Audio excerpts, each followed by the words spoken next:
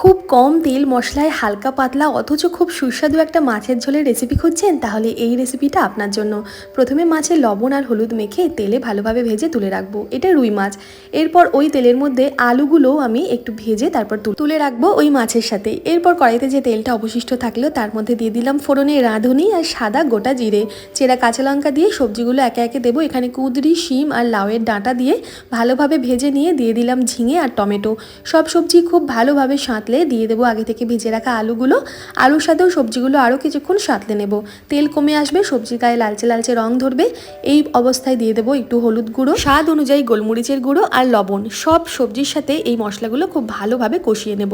তারপর দিয়ে দেবো অনেকটা গরম জল। ঝোল ভালোভাবে ফুটে সব সবজি সেদ্ধ হয়ে গেলে ভাজা মাছগুলো দিয়ে আরও কিছুক্ষণ ফুটিয়ে নামানোর আগে দেবো জিরে, ধনে আর শুকনো লঙ্কা শুকনো খোলায় ভেজে গুঁড়ো করা, মানে ভাজা মশলা দিয়ে নামিয়ে নেব গরম গরম মাছের ঝোল।